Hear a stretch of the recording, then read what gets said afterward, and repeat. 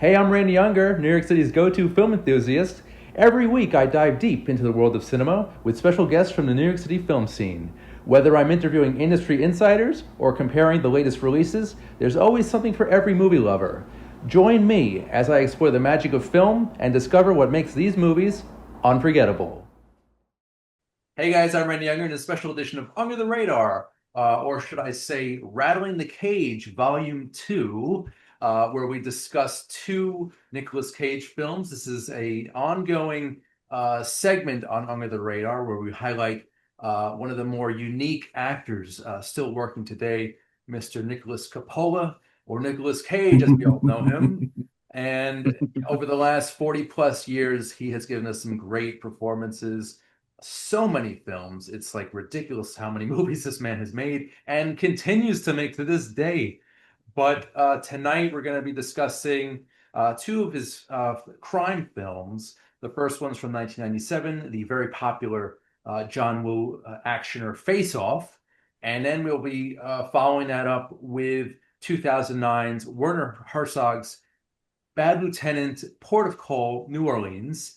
And I picked both of these films to kind of complement each other because they're both kind of, steeped in that criminal underworld. And they Mm. show Cage at his cagiest, especially in that world. And I just, I love both movies. Face Off is classic. We're going to start with that. John Woo, famous action director from Hong Kong back in the 80s into the 90s. He made his leap into Hollywood, into the United States, with Hard Target in 1993. And then a couple of years after that, he did Broken Arrow, which also starred John Travolta, who's in Face Off as well. And in 1997, we have this crazy movie where we have Cage and Travolta facing off, literally, with one another. In the film, Cage plays a terrorist by the name of Castor Troy, and John Travolta plays the righteous FBI agent Sean Archer.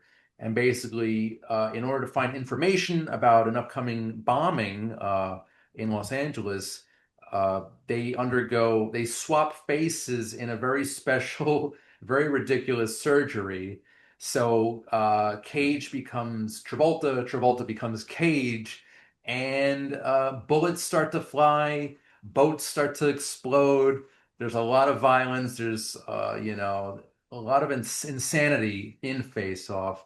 I think it's ridiculously dumb, but ridiculously fun too. And I think these two actors are perfect. There were other casting choices, other duos they wanted to do. They wanted to do, I think, Stallone and Schwarzenegger, stuff like that. The list goes on and on. But eventually, I'm happy to say that they picked Cage and Travolta as the swap faces. It's a wonderful film. It's also got the first full-length score by John Powell, who is a student of Hans Zimmer's. They wanted Hans Zimmer to do the music, but Zimmer was he was busy at the time, so they got the next best thing. Zimmer just referred Powell, and I think he did a fine job with the music. Um, it's a wonderful film. I mean, it's ridiculous, but I like it a lot. It's one of his cagiest and most ridiculous. And Tyler, you're grinning. You're both grinning actually, but I see you I'm, right there, Tyler. I'm, I'm, Um, Tyler, you're making me think of a what? universe. You're making me think of a universe where Uh-oh. Stallone is doing a Schwarzenegger impression and vice versa. Or That but would be I can't even equally wrap my as, head around that.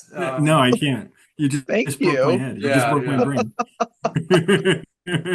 But Chris, I'll get to you in a minute. Yep. I see Tyler bursting at the seams. That's why I want to go with you first, Tyler. What are your thoughts on this Well, 1997 gem?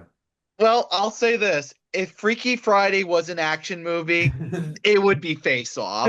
Like, this is my first time seeing this movie, and I knew it was Wow. going to be dumb. I knew it was going to be over the top. And there are times where I have trouble suspending my disbelief, like the opening assassination scene, for example. I don't know what causes Cage to stop the attempt after a failed attempt. Um, or how Cage just escapes from a hospital with no security whatsoever. Like, it doesn't make any sense.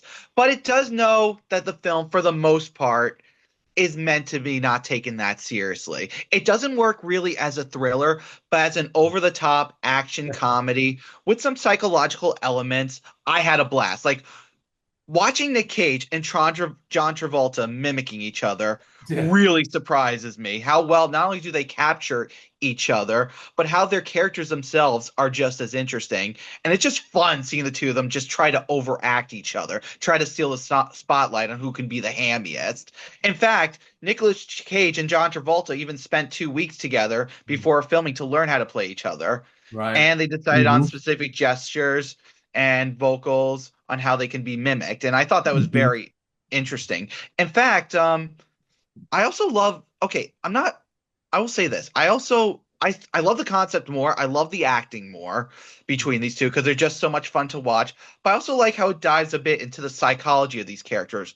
Like, we see Travolta in Nicolas Cage's body acting as a criminal or vigilante when he's in the prison, Mm. or as Cage, as John Travolta, we see a more domestic side of his character, which honestly, there are many things to say negatively about this character, but he certainly is not half a bad father.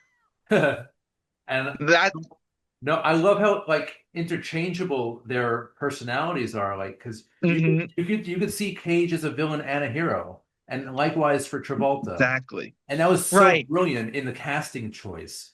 And I really think that they, especially Travolta in this, he chews up the scenery.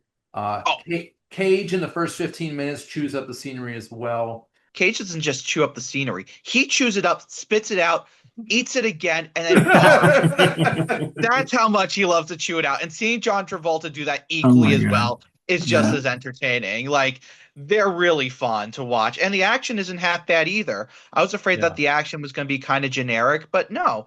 It was actually very entertaining, had some good setups. I'll keep spoilers to a minimum, but I loved the whole climax. Mhm. Especially how it starts off in a church with a Mexican standoff and then suddenly becomes a boat chase. Right, right. I was even surprised to know that John Woo had the least studio interference when making this film, Mhm. compared to movies like Hard Target or Mission Impossible 2. And he actually had more practicals to use than green screen effects, particularly for the boat, the deck of the boat, and the airplane going down the runway. Those are practicals, and I was very impressed by that. Very So, elaborate, very beautiful. And he mhm, definitely he brought that Hong Kong sensibility to the US, which I'm really happy he did because yeah, the action yeah, is so good. I think there's some minimal CGI, but right. I think most of it is practical. The explosions are real, and it's one of the best boat chase sequences I've seen actually. Yeah. It So it's a lot is. of It fun. really is. And Yeah. one last note I want to say, sorry to talk too much, All right. It's okay. is even though the prison where Nicolas Cage is in is makes no sense, Yeah. does not seem efficient, I kind of like that the film was going for a bit of a white heat of a prison type of movie. Mm. Which, if you don't know White Heat, that's a gangster movie starring James Cagney, and a good portion of him is in a prison. And there's an undercover cop trying to smoke him out, trying to get him And to Mhm. reveal stuff. And Chris, before I get to you, I want to mention since we're on the topic of the prison, I want mention a little trivia here. The metallic boots that they wear, those are the same boots that they use in Super Mario Brothers, the movie. Yes, they Ah. are. So, I kind FYI, of guessed that too before I found that out. They look so That's much great. like it. they're a wonderful prop. I wonder where they are right now. I don't know Mhm. if they're in the producer's house somewhere or they're in because I The don't know. Smithsonian. Yeah, Mario Brothers, I think, was New Line Cinema, if I'm not mistaken. And this was Paramount, so I don't know which studio owns them, or they just lent them out for Face Off, but whatever. Right. But just to let you know, the whole prison sequence was actually going to be the original movie until they changed it. So, Mm. which I think is a better idea because we've seen so many prison action movies. And quite frankly, I don't find this prison to be that interestingly advanced for me to want a world to expand on it. But I like what it was going for. So, All right, fair anyway, that's enough. just those are my thoughts as a whole. Face Off Nice. is dumb, but good dumb fun with a lot of good action. Indeed, That's sir. Chris, How thoughts about on you, Face Off? Chris? Well, I mean, oh my God, what could be said about Face Off? I mean, I love this movie. It has a special place in my heart. I was a kid when this came out, and it was a big deal. Like it was like a big movie, a big blockbuster movie, and everyone was talking about it. And I don't know. To be honest, if I look back in this movie as I have been for the episode, that prison scene, is something that strikes me as like a memorable part of my movie going experience watching this movie. It's just, the boots, Castor Troy's brother and his kind of like just, up, hoity-toity, like eating his last meal type of demands type of thing, it's and seeing his brother and having that reaction and understanding that he isn't who he is type of mentality. And it's still to this day kind of just haunts me, when I think back at the memorable scenes of that movie. But I mean, dumb. I don't know if it's the word. I think there's a lot of dumber movies, action movies out there. I think part of it is that it was a testament of the time. I know they're trying to reboot this movie for quite some time, but to have this version, you can't have this version ever again. Even from a practical standpoint, to have those Agreed. elaborate sets with the speedboats and the explosions, like that would be all CGI today. So Yeah. Oh the yeah, fact definitely. the fact that it came out when CGI wasn't as glorified or mainstream as it is today, it was in its infancy. So it was great that we had what we had. And it's just when looking at this movie, I think for Cage, it's one of his standout performances in his career. I think if I had to say so, I think it's the defining performance of his career. I think if you just think about, hey, like what's the movie that will be remembered for? I think Face Off Mm. kind of really envelopes everything that there is about Cage. The fact that he can go bombastic with his Castor Troy and then go very subdued and melancholy and really mellow with his Archer, portrayal. And I think it spans his range. It's a blockbuster, but there's some very tender moments in there, and there's some very silly and very out there moments. But I think that's just from, John Woo, from the Hong Kong influence. He was big, as a Hong Kong director, and that scene, that Hong Kong scene, really exploded in the US. So this was just a testament of all that hype. So he brought that with him, and audience loved it, and for a while we couldn't get enough. So it made sense, and I think it's just a fun,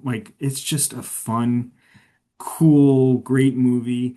Yeah, the premise is silly. Like, who would believe that you could really switch faces, And if you just look, they just did the outline. They just seared the outline, stuck the two Mhm. faces in there, and we're believed that they're, a completely different person, So it's like, yeah, that premise is quote unquote dumb, but like you said, Tyler, it's just like you're in it, So like you're kind of forced to go along with it and believe it. And if you just open yourself, which is not hard to do, you'll just have Mhm. a great time. So, I think, Absolutely. yeah, it's a fun, great movie. And yeah, I would recommend it to everyone because it's just, it's a testament of its time, but it's also just a great action thriller that, Yeah. and with two great actors, so Wow. definitely I won't recommend it. take his eyes, Yeah. his Yes, nose. It's all coming off. But right. I wanted to mention, guys, that this was a very special time in Cage's career. Oh, 1996 through 97, basically, he has the unofficial Cage action trilogy, which he started in 96 with Michael Bay's The Rock, which we may review in the near future, FYI. Anyway, by all means. and then Mhm. obviously we have Face Off, and then the same year, 97, we had Con Air, which Yeah. is also ridiculous, but a lot of fun. So we may review that in the future Yeah. as well. So all I think all three films complement each other very well. And It does. Yeah, and it's just you know, it's Cage at his height. yes. It's, if you look at the 90s, like just that time period of like Mhm. big action, big blockbuster, it just envelopes all that, So like it's just it was a good time. It was a good time for the movies. So yeah. Great time for action too. Yeah, Uh, yeah. and I also mentioned John Woo's 1996 movie Broken Arrow, which also had Hmm. John Travolta, which I think is an underrated movie too. It's not Hmm. as I don't think it's as good as Face Off. Maybe kind of maybe equal to, or at least a notch below. No, But huge, I wouldn't say equal to. Like no, Face Off is based yeah, that just is iconic, fair enough. But Um, I do agree it's underrated. It's a good movie. It's a yeah. solid movie. Yeah. Yeah, really good. Great. Again, the music's good. Good editing and Hmm. direction. John Hmm. Woo, he really knocks it out of the park here and really establishes himself as a real, voice in the action film genre. So I'm really excited. I'm happy that we talked about this tonight. And there's actually there are two before we get into Port of Call. There's two more Wu Cage connections. 5 years after Face Off, he would go on to direct Cage in the World War II thriller Windtalkers. And this is I actually literally just watched it before we started recording. It's not as good as Saving Private Ryan, but it's a quality war film, I must say. And it basically focuses on a small group of soldiers who enlist a Navajo gentleman to be their code breaker, because back in World War II they had Native American language that they needed to code to basically plan their next attack. And Cage plays like the one of the heads of the squad. And it's not a great movie, but it's serviceable. It's got a great score by James Horner, but it's pretty forgettable, I must say. But it's sad to say that because it is a decent film. And I wanted to mention that because it was the second time that Wu and Cage worked together. I want to also mention that it was announced a few months ago that Wu and Cage would work again for the third time, this time on a gangster film called Gambino. And this film, it's a crime biopic which focuses on the life of mafia boss Carlo Gambino. So that's an upcoming film and the third collaboration between the two guys. So FYI, guys. Um, all right, so let's fast forward 12 years now, 2009, and this is Bad Lieutenant, Port of Call, New Orleans, and this is neither a sequel or a remake. It is a spiritual successor, as they say. I still don't really know what that means, but it's kind of in that realm, the same world, that same universe as the Harvey Keitel Bad Lieutenant from 1992, though this one isn't nearly as good. It has Cage now as the alcoholic, drug-addled, gambling detective. And again, he's chewing it up again, chewing up the scenery. He's got Val Kilmer as his partner and Eva Mendes as his lover. And he's basically investigating the murders of people from Senegal in New Orleans. This is post Katrina, and Cage is doing his cagiest best here. And I thought it would be an interesting movie to compare, or at least to complement Face Off. And I just want to mention that it is available to stream on Prime Video, so check that out. And it is a decent film, not a great one, but Cage is Cage in it, so that's really all you need to know. Chris, thoughts on Port of Call? Yeah, it's an out there movie. It really is. It is a different. I mentioned this in the prior Rattle the Cage episode, but Cage has his different faces, not a face-off reference, I guess.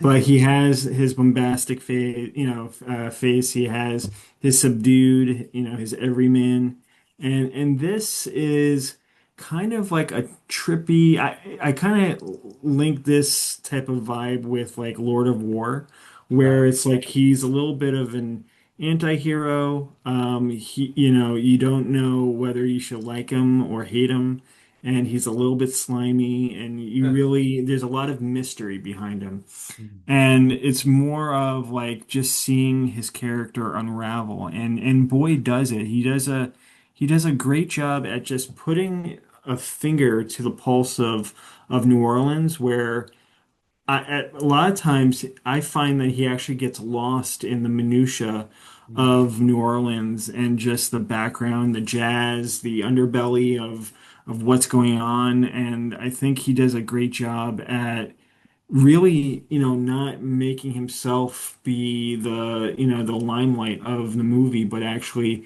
make it more into an ensemble, if you would. So, I think it's not a terribly great movie like the Harvey Keitel version, if we can compare the two. But it does show another side of Cage that I think is worth, a viewing, and it's definitely something different from Werner Herzog. He's primarily a documentary director, and yes, he's had his shot at a narrative like with Nosferatu, but this is also like just kind of showing his roots of documentary writing and screening to a narrative that almost feels like a documentary because you're seeing so much of the aftermath of New Orleans, post Katrina, like you said, it has that grit feel to it, like where, things are going wrong in that area. And I think he captures that chaos great. And I think Cage really, leans on that and really makes himself as slimy and mysterious as the environment around him. So it's a good watch. Not great, but I would Right. definitely recommend it. Yeah. I think Werner Herzog did a fine job here. He's had an Mm. established career. You mentioned the documentaries. He also did a movie called Ayer, The Wrath of God from 1972, and this was kind of like a 1500s adventure film slash drama slash thriller, and it was really good. Oh And yeah, definitely. I'm still kind of I don't know if it was a documentary. It wasn't a documentary, but it felt like one. It felt so Mhm. real, Mm. so visceral. And if you guys have not seen it, Tyler, I know you have. It is Maybe not. wonderful. No. I think Werner did a good job here. I did hear that Abel Ferrara, the director of the original Bad Lieutenant, was really pissed off that Oh they yeah, he that was. they used the title Bad Lieutenant and basically the same subject matter for this movie. But I have learned that since the film's release, the two directors have made up, and they're cool now, and they've come to terms with it. They're fine, and I guess there's a mutual respect amongst artists there. So, but hey, I would be pissed off too if that happened. But apparently, Werner had no idea even that the first Bad Lieutenant existed. So Mm.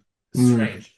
I mean, and the Yeah, original director even said that everybody involved in this movie should all die in hell. yeah, That's a pretty big statement to make. yeah. That's a It's pretty, very harsh criticism. Well, that's kind of weird because don't you have to die to go to hell? So that's a little strange. And Tyler, what are your thoughts on this interesting film?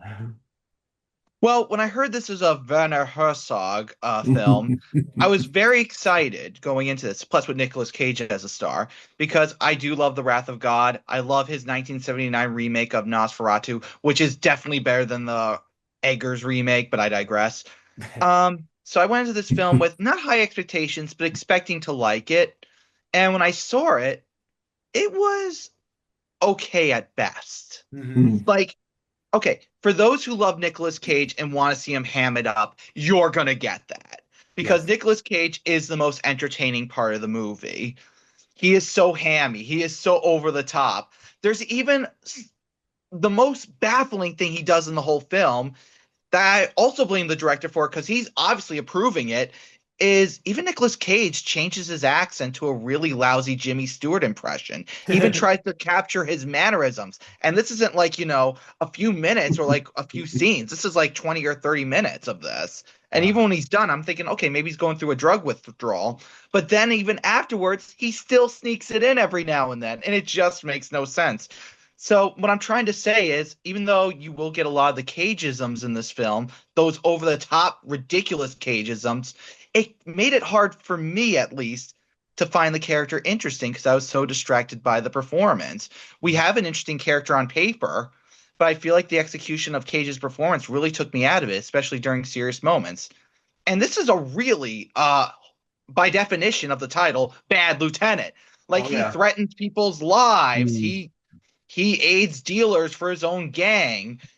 I mm. mean, he even, picks up women while they're on a date and bangs them right in front of their date. It's just ridiculous. Yeah. It's horrible. This could be a very interesting character study.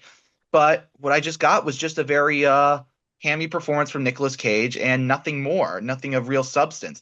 Even the directing from Werner Herzog, even though I like the documentary aspect of post Hurricane Katrina New Orleans, Hmm. giving it a documentary feel, as I mentioned, it just feels very generic. It feels like almost every other cop movie I would have seen in the time, It's and it just didn't have like a voice of its own compared to the other Werner Herzog films I've seen. it's got a serious Training Day vibe about it, which that's a much better movie, I Oh think. yeah, definitely. Better That's a good. performance, That's a good better, comparison. yeah, better corrupt cop movie there. But Mhm. you mentioned probably my one of two favorite scenes. He's having sex with the young woman in front of the date and smoking crack in front of them. That's pretty memorable. There is also later on in the film a scene where he's harassing an old lady in a wheelchair Mhm. who needs oxygen. She's hooked up to an oxygen tank, and he's Mhm. harassing her. And I think it's horrible, but I thought it was hilarious too. So Yeah, forgive me. I'm But just yeah, saying very that's my funny. point. I just find Nicolas Cage so unintentionally hilarious and over the top that it Right. just took me out of the seriousness I was supposed to feel of the character. But I guarantee anybody that loves Nicolas Cage going off the Yeah. walls, they will enjoy the film. But Yeah. but yeah, yeah. The first movie towers over this in comparison, and it is. I would love to see them do maybe a third one with Keitel and Cage, but for some reason that can't happen. I don't know. That'll be a spiritual sequel, I guess, in my mind. But whatever.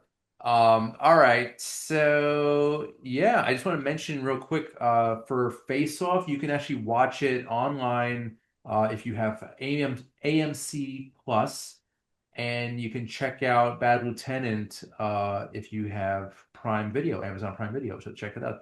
All right, guys. So we only have like a minute or two left. And I wanted to do plugs. So, Chris, is there anything you want to mention at this time? Anything going on? Yeah, yeah. Just I write for a nightlife and entertainment publication up in the Capital Region called Metroland. You can check out my reviews and my work and my articles at metroland.com. Awesome. Yep, check those out, guys. Awesome writer, awesome man. Uh, Tyler, how about you? Any projects, any plugs? Well, I don't want to give away too many of my projects, but on my blog, Tyler the Movie Maniac, I will be posting my brief thoughts on the Lord of the Rings trilogy, like a summary on all of them together, and just Wow. talk about what's my favorite, what I think is objectively the best, what I think is the least best of them, Hmm. and just give my own personal opinions. Nothing too heavy, but I feel like there's enough written content that I'm sure will entertain most of you. So, That's and I have cool. and I have a review in the works prior to that at the moment, which I want to keep vague for the moment. And as for me, I just want to mention that yesterday I went to one of my favorite places on earth, a Museum of the Moving Image in Astoria, Queens, right in my Love it. own backyard. I've been going there since I'm 9 years old, and it's a great place if you guys have not been. It is the history of film and TV and now digital media. They've got screenings, they've got special events, they've got a great gift shop really great exhibits. If you want to see like the first motion picture cameras, you want to see the original mask mold that they used for Robin Williams on Mrs. Doubtfire, Jim Carrey in the mask, different things like that. Wardrobe that they used. It's just a wonderful, wonderful museum. And yesterday, I went to a special screening of The Tonight Show starring Johnny Carson featuring the Muppets. And this was basically a compilation of clips of the Muppets on Carson's show. It was really sweet, really cute, really funny too. The Muppets were something else back in the 70s, I must say. So yeah, Johnny Carson has been so instrumental in inspiring me in what I do and hosting as well. So they are also selling a new book, Love Johnny Carson. Here it is. Wonderful book. It's a biography of Johnny, and it was written by Mark Malkoff, who participated in a panel before and after the screening. And I got this book and got him to sign it. I feel so special, so honored. And yeah, anyway, this will be a good read. Also, I want to just wish everybody well in the snow. I know if you're on the East Coast, we got hit pretty hard and just hope everyone's safe out there. So Stay inside and watch some movies. that's it. That's what it's all about, right? The perfect winter movie Nice, nice. and Oh, Christmas But movie. of course. but Randy, you got to plug your show. You got to plug that you're in people's ears now. I know. Hey, yeah. So the podcast is all over the place now, thanks to this lovely gentleman, Chris Clemente. He is my official producer. He's a gentleman and a scholar, and I trust him with my life. No, but he's a good man. He's a good man. You can also check out, yeah, the podcast is on all platforms right now, Under the Radar, through Slam Radio. So check that out. Also, you can watch the audio version. I'm sorry, you can listen to Under the Radar on Slam Radio through SiriusXM channel 145, and that's every Thursday at 5 p.m. Eastern and Saturdays at 5 a.m. Eastern and 6 p.m. Eastern. Also, the video version of this podcast will be on Manhattan Neighborhood Network, and that is every Monday at 11 a.m. Eastern as well. Also, feel free to subscribe and share the Under the Radar YouTube channel, and yeah, share the love. We're here because we love film and we love talking about it, and we love being inspired, and we love educating people. I hope those listening and watching tonight have learned something from myself and these two extraordinary gentlemen. Yep. So yeah. All right. Well, Chris and Tyler, thank you so much. This was great, and I look forward to Thank you. our next Thank you encounter. so much. Awesome. Can't wait. Awesome, awesome. So I'm Randy Younger. This has been Under the Radar, where we talk all things film. We'll see you next time. Take care.